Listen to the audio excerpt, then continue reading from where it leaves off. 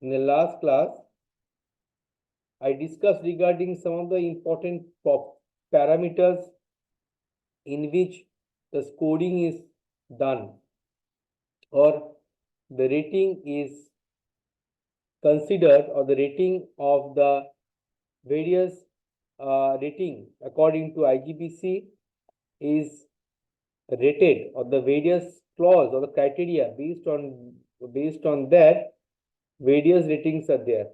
Last class I discussed regarding the active passive architecture. I discussed regarding how we can implement passive architecture, or we can save 2% energy by how we can, what are the various methods by which we can implement, how we can implement. If someone asks you that how we can implement passive architecture, this is one of the various important thing. That is, we can implement passive architecture through natural topography. That means natural gardening.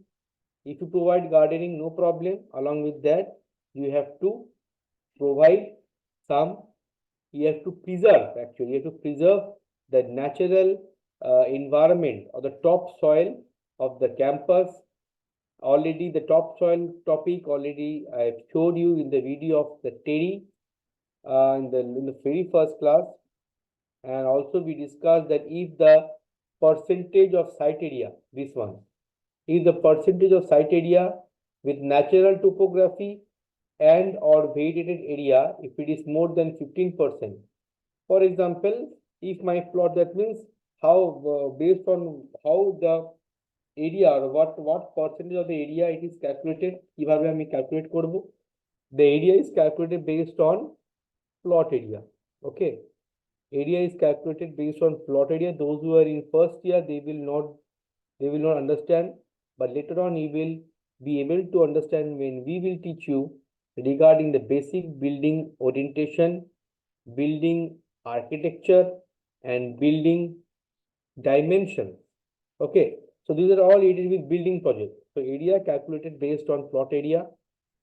Okay, so if the based on plot area, and plot area মানে যতটা জমি আছে ততটা কিন্তু construction করা সম্ভব না. It is not possible to construct the whole area in which you are getting the plot. For example, your plot area is 100 square meter, and the local municipality bodies, they will allow you only 50% to 60% of the coverage area. Okay, so based on that you can go for construction. So 15 more than equal to 50% of plot area will be 0.1. Okay, this area is basically the plot area, total area. Similarly, if you consider the area of a heritage campus, it starts from gate number 3, gate number 9, all these, the total plot area. And if the percentage or the area of the topography is more than equals to 20%, then we will have 2 points. So it is quite large. So just imagine you have 200 or around 1000 square meter plot area.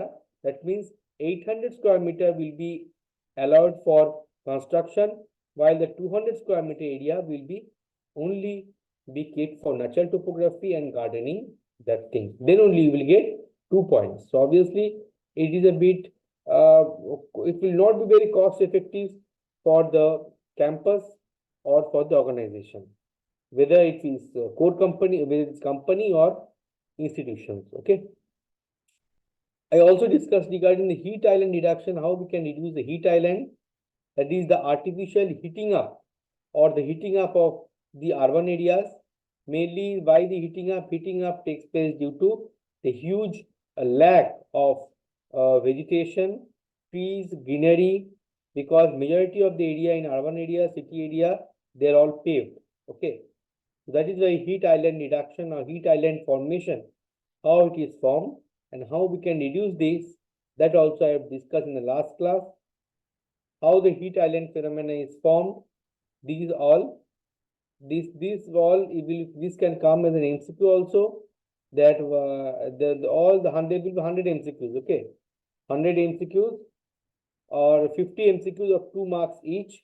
Okay, and so be prepared, because based on your examination also This time it will be certified first, second, and third. Okay.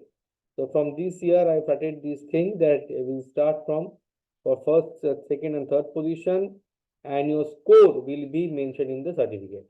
Okay. So when we are talking about heat island reduction or non-roof, this one, non-roof, okay, then I talked about the minimum solar reflective index. Any roof of a building should have minimum solar reflective index. What is the solar reflective index? It is nothing but simple how much percentage you are reflecting. This one, SRI. How much percentage solar reflective index or solar reflectance index, SRI, very important. All these topics are very important nowadays as you are learning, since you are a civil engineer in GenX civil engineer, I must say. That is why you have to know a bit more apart from conservative engineering. These are not conservative engineering, they are all new age engineering, I must say. New age civil engineering, new age architecture, new age interior design. Okay. So solar reflective index is nothing but how much reflecting, how much your glass or how much the building panel or how much the material is reflecting sunlight. That is known as solar reflectance index. Okay. So is the solar reflective index very important? This thing, that is, if we have low slope roof, slope of the roof less than equals to 2:12 or 1:6, we should have minimum SRI value 78. And for slow roof, low slope roof means flat roof actually. More or less flat roof which we have in our plain land. Kolkata area, West Bengal, in plain land area, flat roofs, more or less they are known as low slope roof, and steep slope roof for snowy area, mountainous areas where the slope of the roof is more than 2:12 or 1:6. So then we have minimum SRI value 29. So more the SRI value, obviously it's quite important. More the SRI value, better will be the better it is recommended for a green building. Okay. More the SRI value, more it is recommended because more it will reflect heat. So obviously here, if you see the percentage of roof area covered with high reflective material, if the roof is covered with more than equals to 95% of high reflective material, then we will get 2 points. That is also very bit difficult for a particular flat complex or organization or office building, because majority of the roof will be covered with reflective material. That is not always possible. Okay. So these are the things which these are challenges actually to implement the conditions or the criteria of a green building as uh, stated by IGBC. Okay. Today I will discuss further on the IGBC their scenario. Okay. And also in the last class I discussed regarding the outdoor lighting pollution. How we, even though not only noise and sound, but also light pollution is another very important issue that to be taken care by the Green Building Council. Okay. So outdoor light pollution, we can reduce the light pollution to increase the night sky access to preserve the nocturnal environment. That's very important. So I discussed in the last class that how there's a case study have been reported by US government, that how energy is wasted using unnecessary lighting of street lamps, excess street lamps, which could have been used to electrify appliances of houses. Okay. So till this I discussed last class. Okay. Let me show you another. So I will be moving forward with all these various clauses or all these various criteria of IGBC. But before that, I want to introduce you to what is IGBC and some of the other issues of IGBC, that is Indian Green Building Council. So it is a separate body. Very importantly, first you have to keep in mind it is completely a separate body. It is completely a separate body, governing body like TEDI. It is a separate body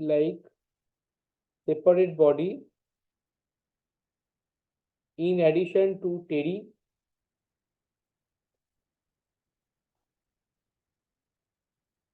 TEDI, TERI. Then we have leads, already I discussed last day. Then we have BRIAM. Then we have Canberry. So lot of bodies we have. Okay. So IGBC is a very prominent. IGBC is a very prominent council in India which has gained popularity and whose popularity helped many architects and engineers to construct buildings in compliance to green building technology. Okay. The very first Indian green building is actually at Pune. The very first green building in India is at Pune. Then we have Indian Chamber of Commerce, that is Saurabhji. They actually formed this IGBC council. So first green building was formed at Pune. Okay, please keep this in mind.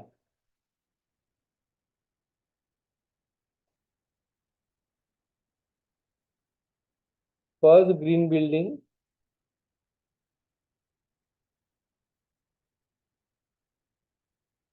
at Pune. First green building was constructed at Pune, and after that we have that Indian Chamber of Commerce, that is this building, who basically this one, CII or Indian Chamber of Commerce, Saurabhji Godrej Green Business Center. This is the second building which basically officially known as the Green Building Council Office.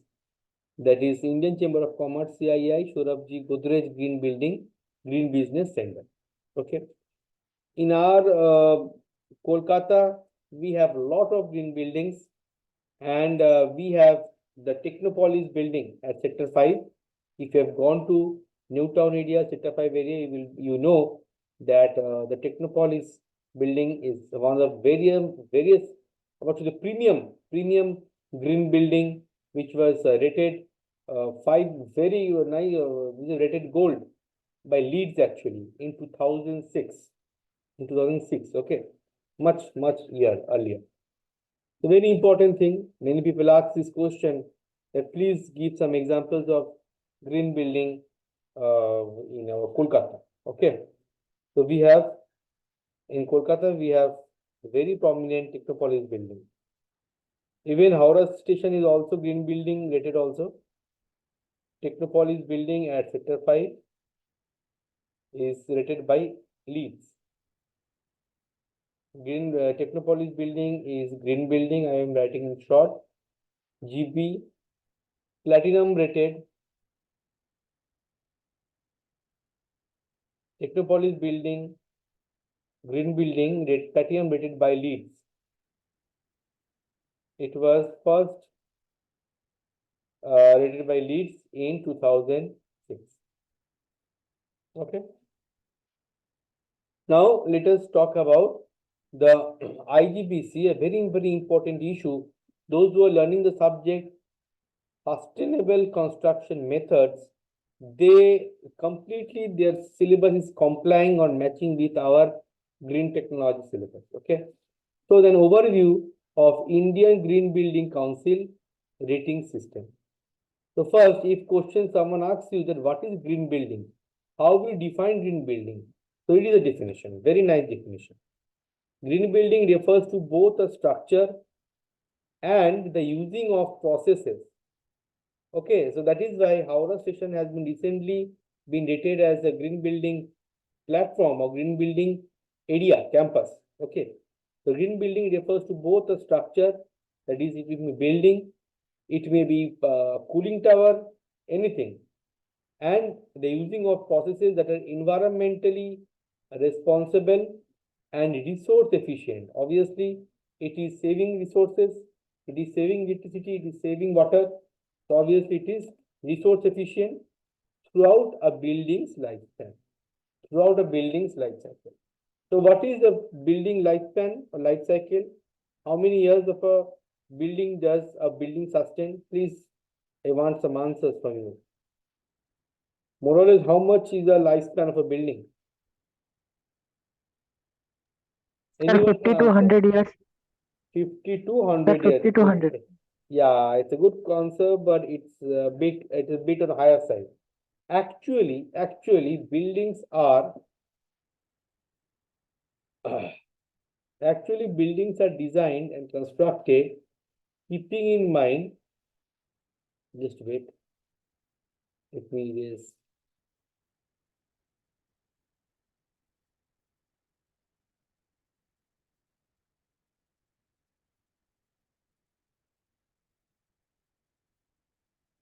Yes. So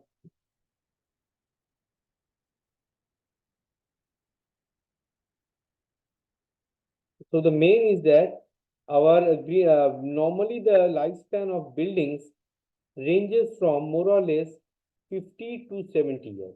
Okay. Mainly bridges, they are designed and constructed for 100 years, but for buildings it is 50 to 70 years max. Okay. So that is why it's very important that it should be environmentally responsible buildings throughout building life cycle from sitting to design. From sitting is not sitting, it's like initiation of construction to design, construction, operation, maintenance, renovation, and demolition. So throughout the whole stages, whole life stages, first is design, construction. So these are all stages. One, design, construction, operation, maintenance, renovation, and demolition. So 6 stages of a building. So these 6 stages should they should pass through all the 6 stages. That is the issue, or that is the concern of Green Building Council rating system. Indian Green Building IGBC does the green building certification in India.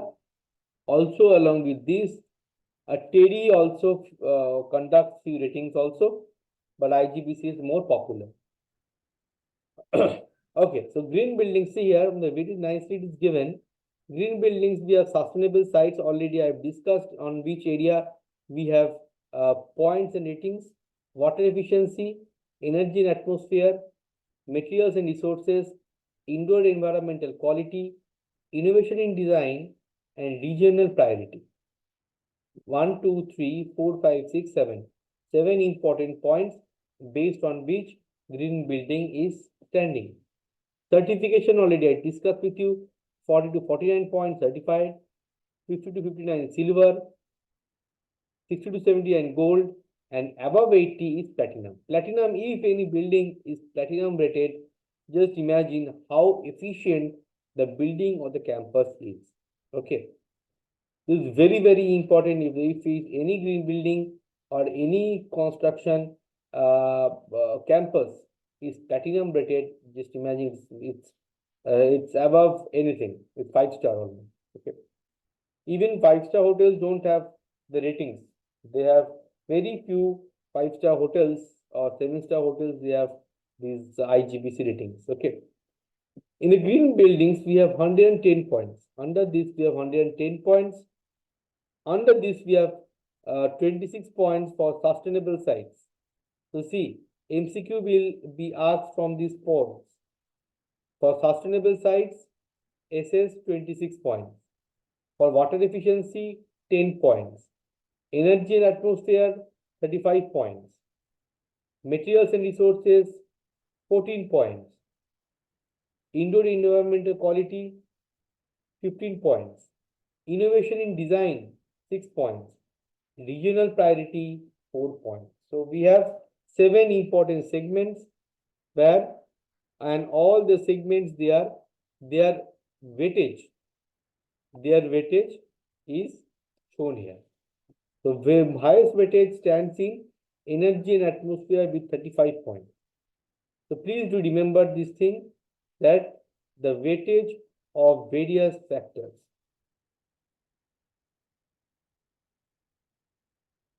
That is the weightage of various points, actually, the weightage of various criteria, I should say. Sustainable sites. Sustainable sites means how much sustainability you are maintaining, sustainable materials, sustainable technology, all these things. So separately, in a separate subject in third year, we teach this thing in the sustainable construction methods. We elaborately teach what is the sustainable materials and construction technology also, which we are following.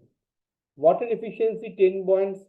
These are all given by the Indian Plumbing Association guidelines. Materials and resources 14 points. And least is regional priority. Regional priority means there are some necessary obligations of a region. Okay, so this is a regional priority. It is very less important. Okay. First is sustainable sites. So what do you mean sustainable sites? If someone asks you, what is sustainable site? It is about adopting sustainable principles. It is adopting sustainable principles at the site level. At site level. So emphasizing on site selection, connectivity to the site, and from the site. So three important things. One is site selection. What is my surrounding ecosystem? If I am going for a construction of 500 square meter big office, then what is my surrounding ecosystem I have to check? Is there any factory? Is there any natural zoological habitat is there? That we have to check. So site selection, connectivity to the site, and from the site. Sustainable sites has also be I have shown you in the video of Terry. Okay. So see here, sustainable sites. Under the sustainable sites, we have around 9 separate points. D'accord, very nicely I have given this presentation. One is construction activity, pollution-free prevention. Pollution prevention, we cannot go for pollution-free environment. So pollution prevention prerequisite, the very important prerequisite or important requirement. Therefore, key next is site selection. Third, development density and community connectivity. Development density means what will be the pollution or population of that area. Brownfield redevelopment, that is a very detailed area. Alternative transportation, I will discuss this in the sustainable transportation in module 4. Site development, stormwater design, heat island effect, and light pollution. So these all falls under sustainable site. I will give you an MCQ. From all these slides, I will give you MCQs. Okay. So please be prepared. Go through at least the slides while you sit for the online exam. The online exam will be very simple. Just you have to give minimum 70% attendance and 70% marks is required. The design process evolved from the site. Sustainability and adapting sustainable principles should be started right from the site. So IGBC allotted points. Already I told you we have 26 points. On this, these 26 points are divided between all these in 9 parts. And highest we have in alternate transportation, 1 to 12. So under sustainable sites, we have 9 different categories. Okay. First, construction activity pollution prevention. This one is highlighted.